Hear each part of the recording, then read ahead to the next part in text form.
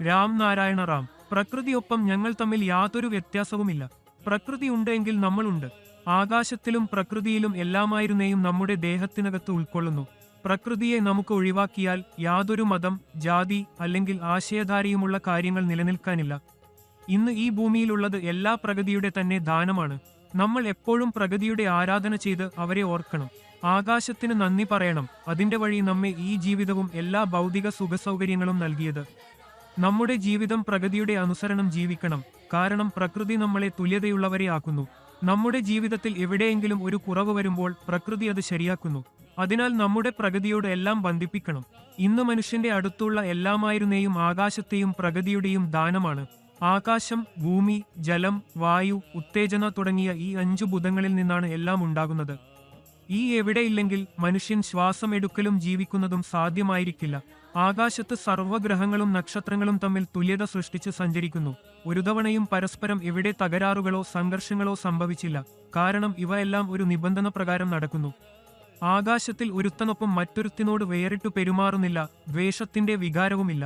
എന്നാൽ ഭൂമിയിൽ എവിടെ തന്നെ എല്ലാവർക്കും തമ്മിൽ വിരോധം, ദ്വേഷം, അതിരാവിലെ, ജാതിയുടെ പേരിൽ, മതത്തിന്റെ പേരിൽ തുടങ്ങിയവ എന്തുകൊണ്ട് നിലനിൽക്കുന്നു?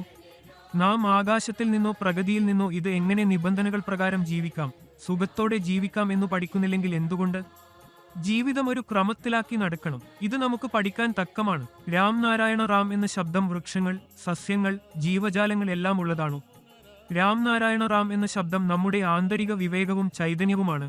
രാം നാരായണ റാം എന്ന ശബ്ദം എല്ലാവർക്കും, എല്ലാവരോടും, എല്ലാ ശക്തിക്കുമുണ്ട്. രാം നാരായണ റാം എന്ന ശബ്ദം സംസാരിക്കുന്നു.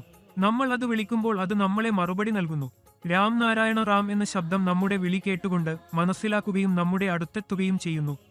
ഇത് നമ്മുടെ എല്ലാ പ്രവൃത്തികളും പൂർത്തിയാക്കുന്നു. നമ്മൾ മനുഷ്യർ ആലോചിക്കുന്നു, തീരുമാനങ്ങളെടുത്ത്, സിദ്ധാന്തങ്ങൾ സ്വീകരിക്കുന്നു. എന്നാൽ പ്രവർത്തനങ്ങൾ രാം നാരായണ റാം തന്നെ നമ്മിൽ ചെയ്യിക്കുന്നുണ്ട്. പൂർണ്ണമായ പ്രകൃതിയിലുണ്ടായിട്ടുള്ള അതെല്ലാം നമ്മുടെ ഉള്ളിലും ലഭ്യമാണ്.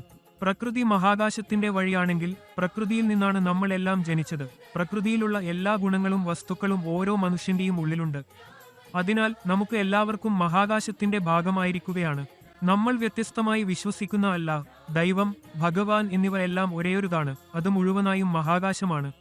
മഹാകാശം നമ്മെ എങ്ങനെയാണ് ഈ ഭൂമിയിലേക്ക് അയച്ചതെന്നാൽ അതിന്റെ എല്ലാ ലക്ഷ്യവും നമ്മുടെ ഉള്ളിലുണ്ട്. അതായത് അത് നമ്മുടെ വിവേകമാണ്. മനുഷ്യൻ തയ്യാറാക്കിയ ഭരണഘടനയും മതവും ശാസ്ത്രീയമല്ല. അത് ചിലർ തങ്ങളുടെ സ്വാർത്ഥങ്ങൾക്ക് വേണ്ടി സൃഷ്ടിച്ചിരിക്കുന്നു. ഇത് മനുഷ്യനെ പൂർണ്ണമായും ഭ്രമിപ്പിക്കുകയാണ്. ഭൂമിയിൽ ഏകദേശം 400 മതങ്ങൾ വിശ്വസിക്കപ്പെടുന്നു. ഈ മതപരമായ പാരമ്പര്യങ്ങൾ സൃഷ്ടിച്ച പുരോഗമനകാരികൾ അവയുടെ ആപരോധത്തിൽ ആളുകളെ പീഡിപ്പിക്കുന്നു. ആദ്യം മനുഷ്യനാകെ മനസ്സിലാക്കണം, ഞങ്ങൾ ഈ ഭൂമിയിൽ വന്നപ്പോൾ നമ്മളുടെ ജീവിതകാലം എത്ര ആകുവാനാണ്, എന്നാൽ അതിനുശേഷം നമ്മൾ മരിക്കണം. കാരണം മരണം ഒരു ശാശ്വത സത്യമാണ്. അതിനാൽ ഈ ചെറിയ ജീവിതത്തിൽ ആരെയും ഈർഷ്യപ്പെടാനും ദ്വേഷമുള്ളു നടക്കാനും എന്തുവേണ്ട? എല്ലാവർക്കും മറ്റു എല്ലാവരോടും സ്നേഹമുണ്ടാകണം, പരസ്പരം പിന്തുണ നൽകണം. ഇതിനു വേണ്ടിയുള്ള പ്രധാനം നിങ്ങളുടെ മനസ്സിലെ വിവേകത്തെ അനുസരിക്കുക. കൂടാതെ രാം നാരായണ റാമിന്റെ ജപവും തുടർച്ചയായി ചെയ്യുക. ഈ മന്ത്രം നിങ്ങളെ നിങ്ങളുടെ ലക്ഷ്യത്തിലേക്ക് എത്തിക്കും.